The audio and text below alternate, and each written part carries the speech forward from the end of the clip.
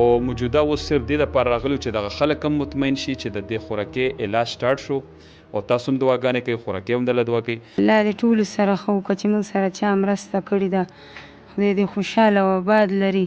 لکو پورې مرسته شوې ده او انشاءالله ویډیوګانې روانې دي، نور پښتانه وروڼه به هم انشاءالله موږ سره مرسته کوي.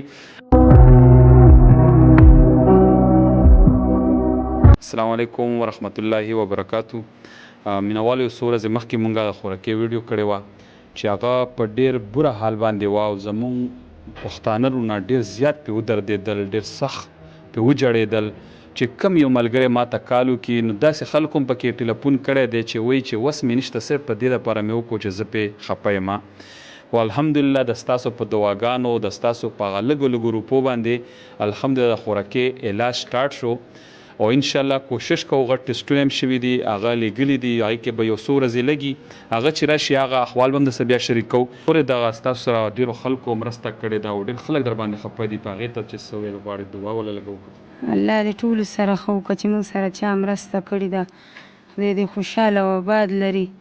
او زه غواړم دا چې موږ سره دې مرسته وشي. زما دوایي ډېره زیاته ګرانه ده، نن مې دا دی په 12,000 روپۍ باندې راله صرف یو ډبې ګولۍ راوړي دي. بس الله دې د ټولو عزت او قدر وکړه چې څوک موږ سره مرسته کوي. الله دې خوشحاله او آباد لري. خوراکۍ اوس هم ماشاءالله ټولې یې نه 2 ورځې نه کېږي چې ویډیوګانې مې شیر کړي دي او تر 1 لکو پورې مرسته شوې ده. بیا به خیره ټول ډیټیل د خپلو پښتنو سره شریک کړو، خو بیا هم اوس هم ویډیوګانو پیسې را روانې دي او دغه شانتې ټولو ملګرو ته وایم چې وختي مې هم دغه پیروز بای نه پوښتنه وکړه په دې ټوله ویډیو کې او په دا خدمت کې د پیروز بای ډېر زیات لاس دی، ځکه چې د اول سر نه موږ سره دلته ولاړ دی او دغه خوراکۍ سره صرف د انسانیت په خاطر، په دې کې نور څه غټه خبره نشته دی او په هغه خاطر نن هم په دغه هسپتال کې موجود دی. رابطه مې ورسره وکړه، وایي بلکل راشه، زه هم درله راشم. نو راغلو، لکو پورې مرسته شوې ده او انشاءالله ویډیوګانې روانې دي، نور پښتانه وروڼه به هم انشاءالله موږ سره مرسته کوي او خوراکۍ انشاءالله ته مطمئنه اوسه او انشاءالله چې ستا علاج به تر اخره پورې کېږي ښه.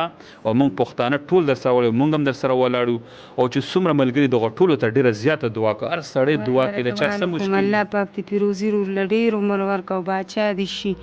ټول مسلمانان چې څوک موږ سره مرسته کوي او څوک څه موږ خیرخویي غواړي، الله پاک دې پیروزي ورله ډېر عمر ورکړه. بس موږ سره ډېره منډه وواله، ډېره زیاته دغه یې راسره وکړله. خدای پاک دې کامیاب کړه او تاسو دې الله کامیاب کړه چې موږ سره دغه کوئ مرسته کوئ. زما خاوند ډېر بېوسه دی، بس غریب د قرضونو او د هر څه د لاسه داسې دی چې سربداله دی. بس انشاءالله زمونږ کوشش دی چې ستاسو په کورنۍ کې مونږ یو ځل بیا خوشحالي راولو ښه.